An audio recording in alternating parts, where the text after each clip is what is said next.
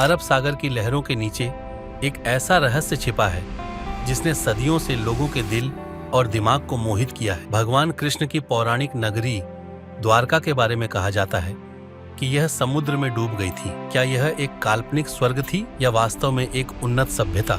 आइए द्वारका के रहस्य में गोता लगाएं। महाभारत, हरिवंश और पुराण जैसे प्राचीन हिंदू ग्रंथों के अनुसार द्वारका भारत के पश्चिमी तट पर आधुनिक गुजरात में भगवान कृष्ण द्वारा स्थापित एक शानदार शहर था।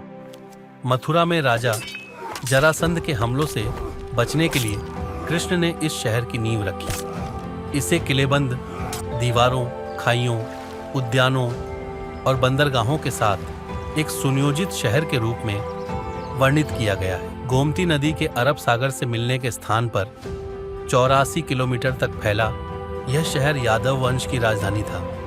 इसमें कृष्ण का भव्य महल, सुधर्मा सभा और पवित्र मंदिर थे।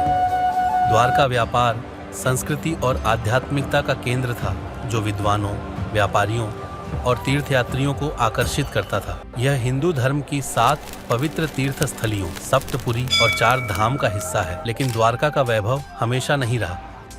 पुराणों के अनुसार कृष्ण के नश्वर संसार से चले जाने के बाद यादवों के बीच आंतरिक कलह और एक दैवीय अभिशाप के कारण शहर का पतन शुरू हुआ। अंततः समुद्र ने इस शहर को फिर से अपने आगोश में ले लिया। सदियों तक यह कहानी एक मिथक मानी गई, लेकिन आधुनिक पुरातत्व ने ऐसे सुराग खोजे हैं जो बताते हैं कि द्वारका सिर्फ कथा नहीं थी। 1930 के दशक से शुरू हुए पुरातात्विक प्रयासों ने द्वारका के रहस्य को उजागर करना शुरू किया। 1983 और 1990 के बीच राष्ट्रीय समुद्र विज्ञान संस्थान NIOD के नेतृत्व में डॉ.एस.आर. राव ने आधुनिक द्वारका और बेट द्वारका के तटों पर पानी के नीचे अन्वेषण किया। उन्होंने पत्थर की दीवारें, घाट और बस्तियां खोजीं, साथ ही मुहरें और लंगर जैसी कलाकृतियां भी मिली।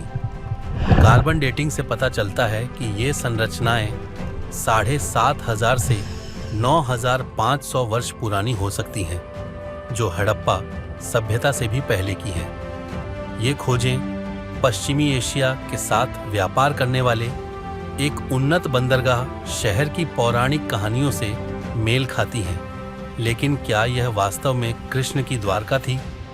हालांकि खोजें रोमांचक हैं, लेकिन संदेह अभी भी बरकरार है। कुछ विद्वान मानते हैं कि ये संरचनाएं प्राकृतिक भूवैज्ञानिक गठन हो सकती हैं या पौराणिक द्वारका से असंबंधित हो सकती हैं। कार्बन डेटिंग की सटीकता पर सवाल उठते हैं और महाभारत की महाकाव्य प्रकृति इसकी ऐतिहासिकता पर बहस को जन्म देती है।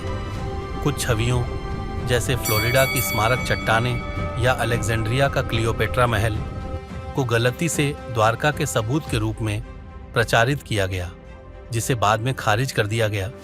सन 2024 में प्रधानमंत्री नरेंद्र मोदी ने पानी के नीचे द्वारका की यात्रा की, जिसने इसकी सांस्कृतिक और राजनीतिक अहमियत को और उजागर किया। सन 2025 में भारतीय पुरातत्व सर्वेक्षण ASIMR के नए अन्वेषणों ने इस रहस्य को और गहरा किया है। द्वारकाधीश मंदिर, जो 2500 साल से अधिक पुराना माना जाता है और 16वीं सदी में पुनर्निर्मित हुआ, आज भी तीर्थयात्रियों के लिए एक प्रमुख केंद्र है। गुजरात सरकार ने पानी के नीचे पर्यटन शुरू किया है, जो इस प्राचीन विरासत को आधुनिक रुचि के साथ जोड़ता है। द्वारका का सत्य आस्था पौराणिक कथाओं और विज्ञान के संगम पर टिका है। पुरातात्विक सबूत एक उन्नत बंदरगाह शहर की कहानी को समर्थन देते हैं, लेकिन कृष्ण की द्वारका से इसका निश्चित संबंध अभी भी एक रहस्य है। भक्तों के लिए इसका आध्यात्मिक महत्व भौतिक साक्ष्यों से परे है। विद्वानों के लिए यह एक पहेली है जिसका उत्तर गहन अनुसंधान में छिपा है। द्वारका का रहस्य हमें इतिहास, आस्था और खोज की इस अनोखी यात्रा पर बुलाता है। क्या आप द्वारका के रहस्य को सुलझाने में विश्वास करते हैं?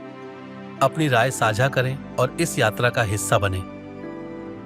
BNT चैनल को लाइक करें, सब्सक्राइब करें और बेल आइकन को दबाना न भूलें। धन्यवाद।